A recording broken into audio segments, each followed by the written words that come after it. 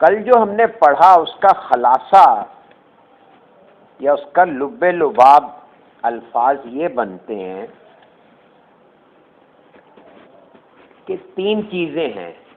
ایک ہے نقطہ ذات اور دوسرا ہے ذہن یا نسمہ اور تیسری چیز ہے جسم. ٹھیک ہو گیا جی. یہ نقطہ ذات سے نور کی ایک رو چلتی ہے نسمہ کی طرف اور نسمہ سے ہو کر وہ آگے جسم کی طرف جاتی ہے. اگر ہم اس کو پراپر یوٹیلائز نہیں کرتے تو اٹ گوز ویسٹڈ. اور جسم جو کچھ کرتا ہے وہاں سے روشنی کی ایک رو نقطہ ذات کی طرف بہتی ہے وایا نسمہ، یعنی کہ جسم سے نسمہ، نسمہ اس کو مزید پروسیس کر کے تو اوپر نقطہ ذات کی طرف پلٹا دیتا ہے. یعنی یہ سائیکل اگر ہمارے ذہن میں بیٹھ جائے کہ نقطہ ذات سے ایک رو چل رہی ہے اور اس میں علوم لدنیہ ہیں اور نسمہ یعنی ہمارا ذہن اس کو کیسے ہینڈل کرتا ہے، کتنا فلٹر آؤٹ کرتا ہے، کتنے کو اپلائی کرتا ہے، اور پھر باڈی اس کو کس طرح سے کنزیوم کرتی ہے، کتنا کرتی ہے.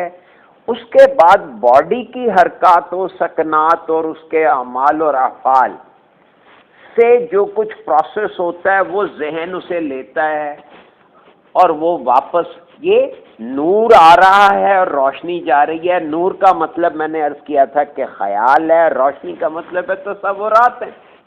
تو یہ سائیکل آپ کو نظر آ رہا ہے کہ اوپر نقطہ ذات سے خیالات آ رہے ہیں اور واپس تصورات کی صورت میں یادیں یا کیفیات واپس جا رہی ہیں.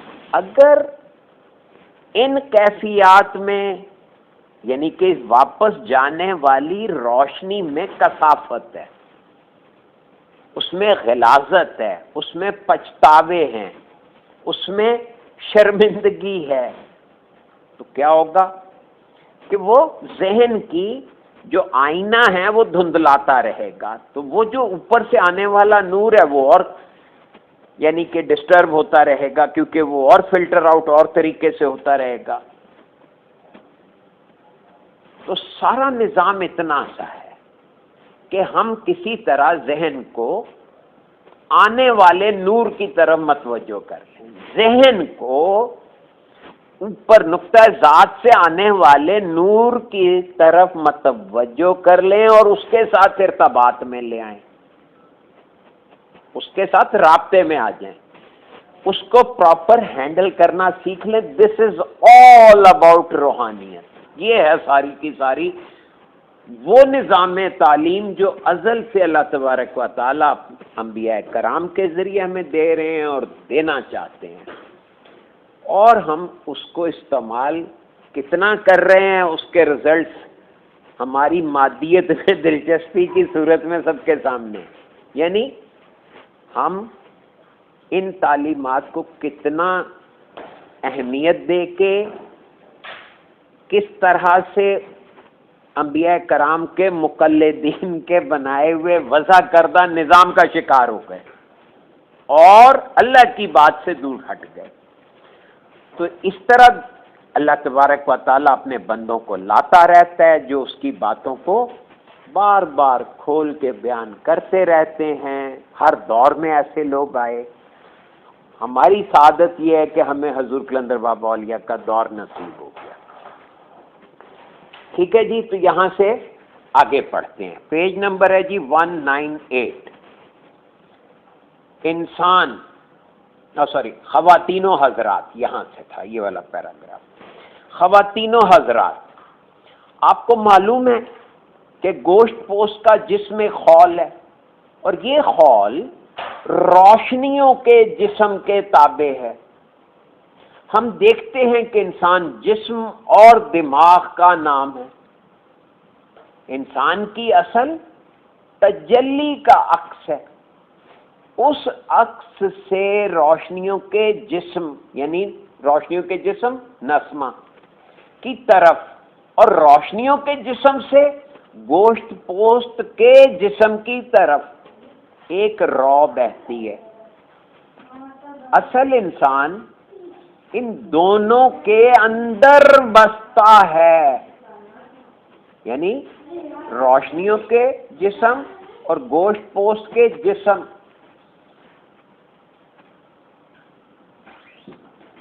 ان دونوں کے اندر بستا ہے۔ اب یہی رو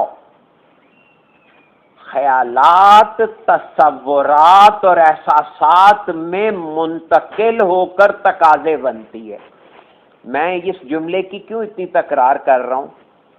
یعنی کہ یہ بات کہ جی خیالات، تصورات اور احساسات، کیونکہ سارا نظام انسان کے اندر آنے والے خیالات، پھر ان کے نتیجے میں بننے والے تصورات، اور تصورات کے نتیجے میں بننے والے احساسات، اور پھر اس کے بعد تقاضے اور خواہشیں، اور پھر ان پہ عمل درآمد، اور یہ سارا نظام، یہ بنیادی بات ہے جس کو چار نہریں بھی کہا گیا ہے اور پتہ نہیں کتنے نام۔ ٹھیک، یہ میں نے اس لیے بھی ایمفیسائز کرتا ہوں کہ بعض لوگوں نے مجھے یہ کہا ہے کہ آپ اپنے پاس سے یہ جو بار بار اتنی عظیم و شان ٹرمینالوجی ہے، اس کو جب یہ لفظ کہتے ہیں کہ جی یہ وہی چیز ہے وہی چیز ہے، تو ایسے لگتا ہے آپ اسے بلٹل کر رہے ہیں، آپ اس کی اہمیت گھٹا رہے ہیں۔ ارے نہیں، خدا کے واسطے ایسا مت سوچئے۔ میری سوچ یہ ہے کہ مرشد کریم نے جس طرح باتوں باتوں میں ان چیزوں کی وضاحت کی ہے وہ نوٹ کریں ہم۔ مرشد کریم نے ہماری توجہ بار بار دلائی ہے کہ یہی رو خیالات، تصورات اور احساسات میں منتقل ہو کر تقاضے بنتی ہے۔ ظاہر تقاضے کیوں پورے کیے جائیں گے؟ تاکہ کوئی مقصد اچیو کیا جائے، تاکہ اب یہ ذرا آگے چلتے ہیں۔ انسان عالم امر کی طرف صعود کرتا رہتا ہے۔ عالم امر کہاں ہے؟ باطن میں، اور عالم امر سے نور کی رو نزول کرتی رہتی ہے۔ صعود و نزول کا سلسلہ ہی کائنات کی زندگی ہے۔ یہ وہاں سے نزول ہو رہا ہے، یہاں آ کے اس کا عکس پڑتا ہے، پھر یہ واپس صعود کرتی ہے، اور یہی سلسلہ کائنات کی زندگی ہے۔ یہ ہے زندگی۔ نزول و صعود میں مخفی حقائق کا نام علم لدنی ہے۔ یہ جو نور نیچے آ رہا ہے اور جو روشنی اوپر جا رہی ہے، اسی نزول و صعود کے اندر جو حقائق چھپے ہوئے ہیں ان کا نام ہے علم لدنی۔ اب آپ کہتے ہیں پتہ نہیں علم لدنی کیا ہے، تو وہ بھی بتا دیا، وضاحت سے فرما دیا کہ یہ جو خیال کی رو آ رہی ہے اور یہ جو احساسات تک پہنچ کے واپس وہ تصورات کی طرف جاتے ہوئے اوپر جا رہی ہے، اس کے اندر بہت سے حقائق چھپے ہوتے ہیں، اور انہی حقائق کا نام ہے علم لدنی۔ اب اگر کوئی بندہ دعویٰ کرے کہ جی میں علم لدنی جانتا ہوں، تو آپ اس کے ویسے ہی عقیدت میں یعنی گرا پڑ جائے گی آپ کے ذہن میں، اور آپ عقیدت میں اس کی ہر بات کو، غلط بات کو بھی درست تسلیم کرنے بیٹھ جائیں گے۔ کیوں؟ کیونکہ عقیدت میں اختلاف نہیں ہوتا، اختلاف کی گنجائش نہیں رہتی، تو لہٰذا آپ اختلاف نہ کریں، لیکن کم از کم انالائز تو کریں نا بات کو۔ تو یہ جو عالم امر کی طرف صعود کرنا اور نزول کرنا، وہاں سے نور کی رو نزول کرتی ہے، یہ کائنات کی زندگی ہے۔ نزول و صعود میں مخفی حقائق جو چھپے ہوئی حقیقتیں ہیں، انہی کا نام ہے علم لدنی۔ اور علم لدنی یہ اصل میں وہ علم ہے جو صعود و نزول کے پورے نظام پر، پورے عالم پر محیط ہے۔ محیط کا مطلب چھایا ہوا ہے، احاطے میں لیا ہوا ہے یہ علم لدنی. اب علم لدنی لگے ہیں سکھانے. مراقبہ ایک ایسا عمل ہے جس کے ذریعے انسان علم لدنی سیکھ لیتا ہے. غور کریں, کوئی بات چھپائی؟ صاف بتا دیا کہ علم لدنی سیکھنا ہے تو مراقبہ سیکھو. اب مراقبہ ایسا عمل ہے, یہ ایک عمل ہے. اور ہم کیا دیکھتے ہیں کہ جی ایک بندہ ساکت ہو کے بیٹھا, ہم کہتے ہیں یہ کیا عمل کر رہا ہے. مراقبہ اصل میں ایک عمل ہے, عمل. اب لفظی مطلب ہے اس کا نگرانی کرنا. رقب سے اسی سے لفظ ہے رقیب, اور یہ اللہ کے ناموں میں سے ایک نام ہے. رقیب سے ہمارے ہاں وہ جانا جاتا ہے رقیب روسیا. تو یہ رقب نگرانی کے عمل کو کہتے ہیں. مراقبہ ہوتا ہے اپنے ذہن کی نگرانی کرنا. نظام نہیں آپ چلا رہے, آپ نے کچھ نہیں کرنا, نگرانی کرنی ہے. کس کی؟ وہ جو نور کی رو آ رہی ہے اور آپ کا ذہن اس کے ساتھ کیا کھلواڑ کر رہا ہے, اس کو اگنور کر کیے ہوئے بیٹھا ہے, یا اس کو پروسیس میں لے کر, یا اس میں سے کچھ خوچا چینیاں کر رہا ہے. یعنی کچھ چیزیں جو وہ چن سکتا ہے وہ چن رہا ہے. تو آپ نگرانی کر رہے ہیں کہ ہاں ٹھیک کر رہا ہے یا غلط کر رہا ہے. یعنی جو کر رہا ہے کرنے دیں, یا ہو رہا ہے جو ہونے دیں. انسان اگر اپنے شعور کے آئینے میں, یعنی لاشعور میں, اب شعور کا آئینہ یعنی لاشعور, اس میں دیکھنے کی خواہش رکھتا ہے. یعنی وہ چاہتا ہے میں لاشعور سے واقف ہو جاؤں, اسے دیکھوں, اور نزولی اور سعودی حرکات و سکنات سے واقفیت حاصل کرنا چاہتا ہے, تو اس کا آسان طریقہ مراقبہ ہے. اب آگے مراقبے کی مزید ذرا سماعت فرمائی. مراقبے کے ذریعے انسان مکان کی قید سے آزاد ہو جاتا ہے. مکان کی قید سے آزاد ہوئے بغیر کوئی انسان غیب کی دنیا میں داخل نہیں ہو سکتا. اب مکان یعنی جسمانی تقاضوں سے آزاد ہونے کا مطلب یہ نہیں ہے کہ انسان مردہ ہو جائے. غور کریں, مکانیت سے کیا مراد ہے؟ جسمانی تقاضے, جسم کے تقاضوں سے اس کو مکانیت کہا گیا.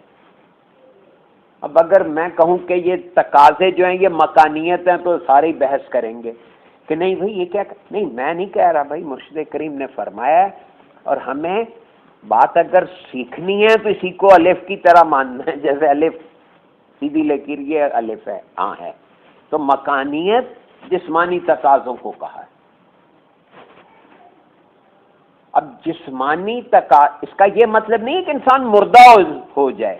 مقصد یہ ہے کہ جسمانی تقاضوں کو ثانویت دے کر اس روشنی کی طرف توجہ مرکوز کر دی جائے جس روشنی سے تقاضے بن رہے ہیں.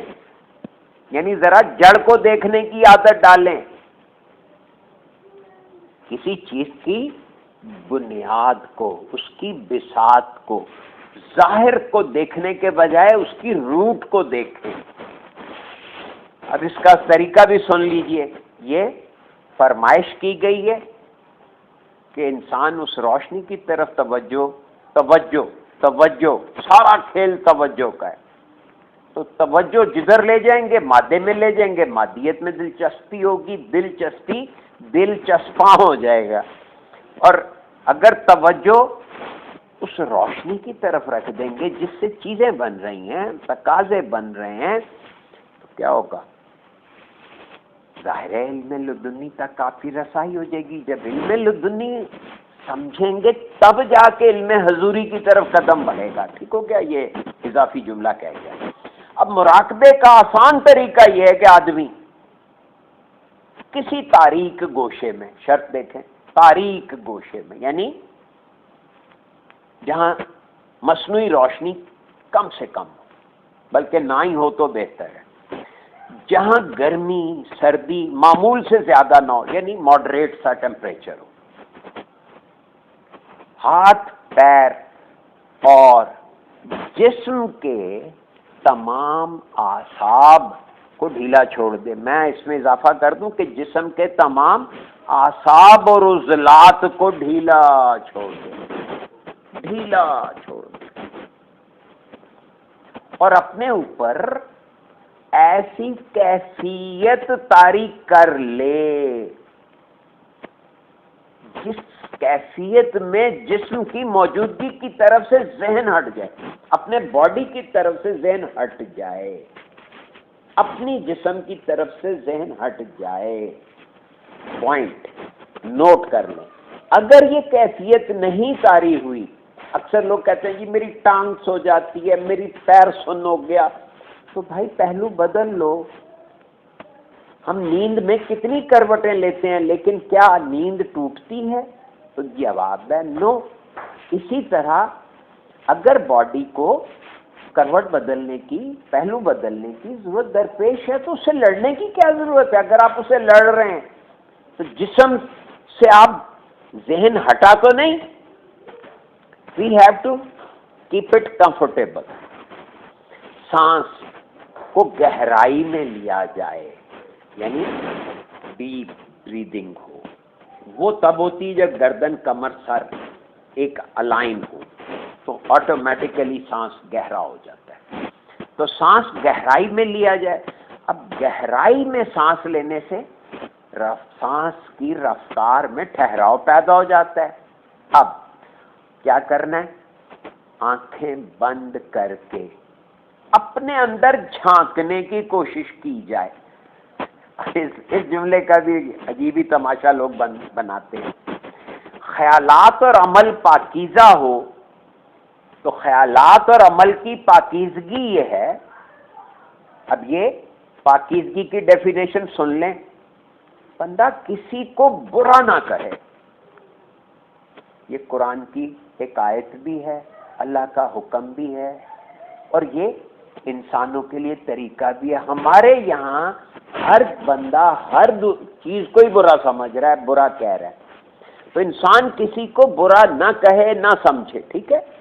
کسی کی طرف سے بغض و عناد نہ رکھے، یعنی دشمنی نہ رکھے. اگر کسی سے تکلیف پہنچی ہے تو انتقام نہ لے اور معاف کر دے، اگنور کر دے. ضروریات زندگی یعنی معاش کے حصول میں اعضاء کا وظیفہ پورا کرے، جد و جہد میں کوتاہی نہ کرتا ہو، لیکن نتیجہ اللہ پہ چھوڑ دے. یعنی آپ کوشش کرتے ہیں ود اے ٹارگیٹ، اگر آپ اچیو نہیں کر سکے تو نتیجہ اللہ پہ چھوڑ دیں، اور اپنی کوششوں کا جائزہ لیں کہ کہاں کوئی کمی تو نہیں رہ گئی میری کوشش میں، کہیں میری اپروچ میں تو کوئی کمی نہیں رہ گئی، ڈائریکشن تو ٹھیک تھی. اگر آپ کی ذات سے کسی کو تکلیف پہنچے تو اس سے معافی مانگ لیں کہ سوری بھائی، آئی ایم سوری. اب ہم یہ لفظی ترجمے کی حد تک تو سوری بول دیتے ہیں، لیکن وہ جو ہے نا سچ مچ درگزر کروانے کے لیے، یعنی اپنی غلطی کو ریئلائز کر کے معافی مانگنے میں اور منہ سے ویسے سوری کہہ کے ٹالنے میں فرق ہے. آپ کو کسی کی ذات سے تکلیف پہنچے یا تقدر ہو، تقدر کا کیا مطلب ہے کہ بیزاری محسوس ہو، تو معاف کر دیں. اب یہاں لفظ معاف کر دیں کا مطلب اگنور کر دیں، اور اپنے لیے جو چیز اپنے لیے پسند کریں وہ دوسروں کے لیے بھی پسند کریں. مال و متاع اور اسباب دنیا کی محبت نہ ہو. یہ غور کریں، یہ ساری باتیں قرآن کی آیات ہیں، اور کیا کہا جا رہا ہے؟ یہ خیالات اور عمل کا پاکیزہ ہونا کہا جا رہا ہے. ان کو یہ ہے پاکیزگی. پاکیزگی خیال سے مراد یہ ہے مال و متاع و اسباب دنیا کی محبت نہ ہو. ضرورت کو استعمال کرنے کے لیے ایک چیز کا استعمال کرنا ایک چیز ہے، لیکن اس کی محبت میں گرفتار ہو جانا یہ بالکل دوسری چیز ہے، وہ نہیں ہونی چاہیے. اللہ تعالیٰ کے پھیلائے ہوئے اور دیے ہوئے وسائل کو خوش ہو کر استعمال کریں، یعنی جو بھی چیز استعمال کریں خوش ہو کر استعمال کریں، تو دنیاوی وسائل کو زندگی کا مقصد نہ بنائیں۔ اب یہ دنیاوی وسائل ہیں کہ میرے پاس گاڑی ہو تو میرے پاس گھر ہو تو میرے پاس یہ کپڑے ہوں، یہ دنیاوی وسائل ہیں، لیکن یہ ان کو مقصد نہ بنا لیں۔ ہم انہیں مقصد بنا لیتے ہیں جس طرح ممکن ہو۔ اب اللہ تعالیٰ کی مخلوق کی خدمت کریں۔ اب یہ سارے احکامات قرآن کی تعلیمات کے احکامات ہیں، ٹھیک ہے، یا بالفاظ دیگر قرآنی ڈوز اینڈ ڈونٹس ہیں۔ اگر آپ یہ کریں گے تو آپ کے لیے مراقبے کے عمل میں آسانی ہوگی کہ آپ کا ذہن آنے والی روشنیوں کو، یعنی ذہن میں آنے والے خیالات کو آسانی سے سمجھ سکیں، ورنہ آپ ہر چیز کو مس انٹرپریٹ کرتے رہیں گے یا غلط انٹرپریٹیشن کریں گے، رانگ انٹرپریٹیشن کی وجہ سے اس کے اثرات، تصورات ہی غلط بنیں گے۔ اب جس شخص کے اندر پاکیزہ خیالات اور پاکیزہ اوصاف ہوتے ہیں تو مراقبے کے عمل سے اس کا لطیفہ نفسی رنگین ہو جاتا ہے۔ یہ ہے لطیفہ نفسی کو رنگین کرنے کا عملی طریقہ، یہ ایک پیراگراف۔ لطیفہ نفسی رنگین ہو جانے سے شعور کے اندر جلا پیدا ہو جاتی ہے اور شعور کا آئینہ شفاف ہوتا چلا جاتا ہے۔ روحانیت میں مرشد کریم کے حکم کی تعمیل ضروری ہے۔ سالک کے اندر، سالک، یہ بات بڑی انٹرسٹنگ ہے کہ سالک وہ جو کہ اپنے رویوں کو ٹھیک کر لے، راہ سلوک پہ چلنے کا مطلب ہے وہ جو اپنے ایٹیچیوڈز کو امپروو کر رہا ہے۔ تو سالک کے اندر اگر چوں چراں ہے تو چوں چراں بھی تو ایک ایٹیچیوڈ ہے نا، اور تعمیل نہیں ہے، یعنی جو بات جیسے کہی گئی ہے اس کو ویسے عمل نہیں کر رہا۔ اب ماشاءاللہ تقریباً سبھی ایسی بھی کر رہے ہیں مراقبہ، لیکن سارے یہ بھی تو شکایت کر رہے ہیں نا کہ ہمیں کتاب نہیں سمجھ آتی۔ کیا مطلب ہے؟ کہ کہیں کوئی کمی ہے تو مراقبے کا عمل پورا نہیں ہوتا۔ مراقبے میں کامیابی اور مراقبے کا صحیح نتیجہ اس وقت مرتب ہوتا ہے جب مرید خود کو مراد کے سپرد کر دیتا ہے۔ یہ خود سپردگی کا کیا مطلب؟ آپ کہتے ہیں جی ابا میں تو خود کو سپرد کرنا چاہتا ہوں، ابا تو ملتے ہی نہیں ہیں کسی سے۔ نہیں، اصل میں ہمیں اپنی طرز فکر کو ان کی طرز فکر کے تابع کرنا ہے، یعنی ان کی بات کو پریفر کرنا ہے، اپنی سوچ کو پست کرنا ہے، یہ ہے خود سپردگی۔ اب ایک نقطہ اور سن لیجئے کہ جسم کا تعلق سانس سے ہے۔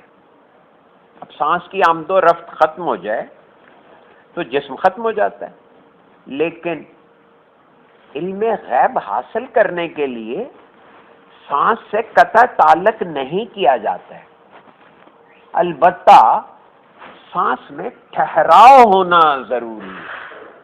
ٹھہراؤ سے کیا مراد ہے؟ آہستہ آہستہ، آرام آرام سے، لیکن ساتھ میں شرط ہے گہرا۔ تو یہ ذرا پریکٹس کی بات ہے۔ جب انسان اپنا تعلق گوشت پوست کے جسم سے صرف سانس کی حد تک قائم رکھتا ہے تو جسم غیر محسوس ہو جاتا ہے۔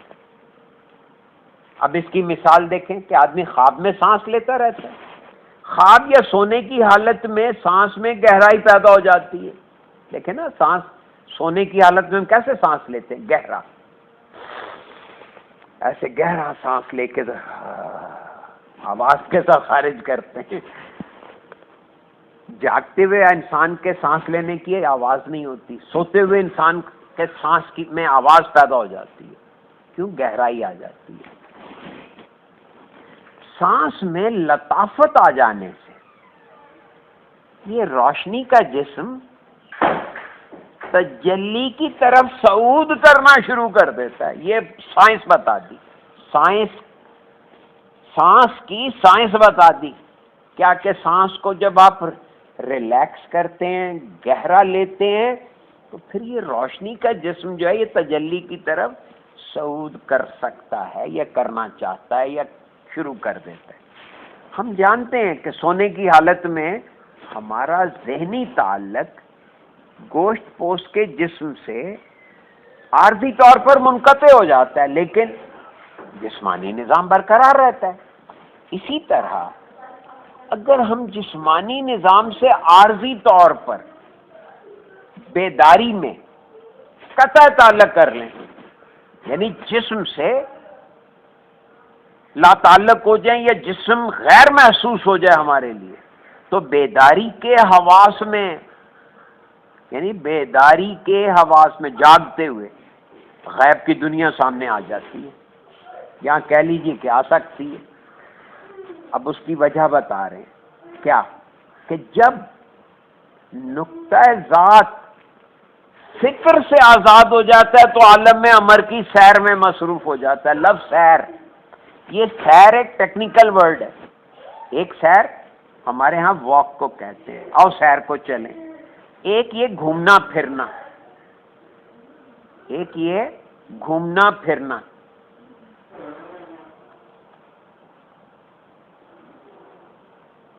عالم امر کی سیر میں مصروف ہو جاتا ہے، پھر عالم امر کی حدود میں کیا کرتا ہے؟ چلتا پھرتا، کھاتا پیتا، اور وہ سارے کام کرتا ہے. اب یہ وہ سارے کام، ٹھیک ہے، مطلب پوری لسٹ ہے. یہ کھانا پینا چلنا پھرنا سب نورانی مشاغل ہیں. کیا ہیں؟ نورانی مشاغل. وہ سب کام جو عالم امر کی حدود میں رہ کر کیے جا رہے ہیں، وہ سب کے سب کیا ہوئے؟ نورانی مشاغل. نورانی مشاغل یا عالم امر کی حدود میں رہ کر کام کرنا، یہ مکان کی قید سے آزاد ہونا، مکانیت سے آزاد ہو گئے. جب ایسا ہو جاتا ہے تو انسان اپنے ارادے سے، اب اپنے ارادے سے، دیکھیں یہاں پہ بیداری میں آپ اپنا ارادہ استعمال کرتے ہیں. اب یہ خواب کے حواس میں مکانیت سے آزاد ہو کر ارادے کے استعمال سے زمان کی ابتدا سے انتہا تک سیر کرتا ہے.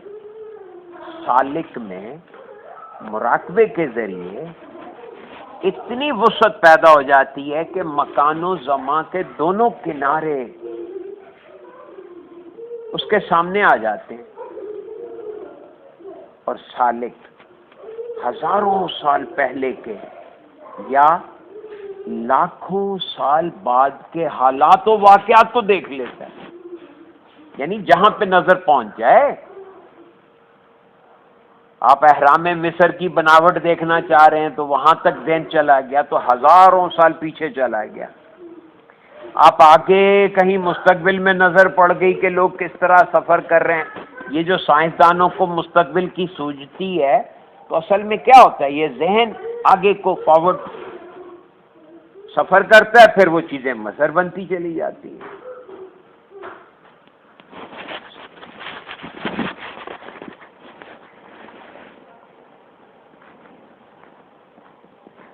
سالک میں مراقبے کے ذریعے اتنی وسعت پیدا ہو جاتی ہے کہ مکان و زمان کے دونوں کنارے اس کے سامنے آ جاتے ہیں. اور سالک ہزاروں سال پہلے کے یا لاکھوں سال بعد کے حالات و واقعات کو دیکھ لیتا ہے. حالات اور واقع، جب انسان ازل اور ابد کے دائرے میں قدم رکھ دیتا ہے، یعنی آپ نوئی شعور سے اوپر اٹھ کر کائناتی شعور میں داخل ہو جاتے ہیں، یعنی نزول و صعود کی زندگی سے واقف ہو جاتا ہے، کائنات میں جہاں چاہے دیکھ لیتے ہیں۔ اس کیفیت کو عارفین کی اصطلاح میں سیر کہا گیا ہے۔ اللہ تعالیٰ فرماتے ہیں اے گروہ جنات اور انسان، اگر تم استطاعت رکھتے ہو آسمانوں اور زمین کے کناروں سے نکل کر دکھاؤ، تم نہیں نکل سکتے مگر سلطان کے ذریعے سے نکل سکتے ہو۔ اب سلطان کا مطلب سمجھ لیجئے، تجلی کے عکس کو سلطان کہا، تجلی کے عکس کو سلطان کہا ہے، تجلی کا عکس۔ یہ نقطہ ذات سے نور کی رو چل رہی ہے تو نقطہ ذات سے اوپر ہے تجلی کا عکس، یہ نقطہ ذات کے اندر اور گہرائی میں یہ ہے تجلی کا عکس۔ جب تک آپ اب اس کو اگر سلیس اردو میں انٹرپریٹ کروں تو یہ ہے کہ ہمیں وہمہ کو سمجھنا ہے، وہمہ سمجھ لیں گے تو خیال، تصور، احساس اور اس کے بعد تمام تقاضے اور ان کی تکمیل کا پورا نظام، پھر اس سے واپسی کا سفر۔ تو دوبارہ جب آپ واپسی سے وہمہ سے واقف ہوں گے تو گویا آپ نے تجلی کا عکس دیکھ لیا۔ یہاں رک جاتے ہیں جی، اگلا ایک اور جو طریقہ ہے وہ کل۔ ٹھیک ہو گیا جی؟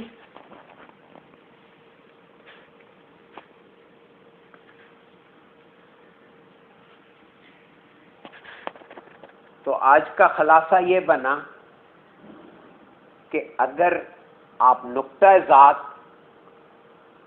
نسمہ اور جسم کی طرف آنے والے نور کی رو سے آشنا ہونا چاہتے ہیں اور جو روشنیاں واپس نسمہ سے ہو کر نقطہ ذات کی طرف جانا چاہتی ہیں ان کو ٹھیک کرنا چاہتے ہیں تو مراقبہ اس کے لیے عملی طریقہ ہے۔ اللہ حافظ۔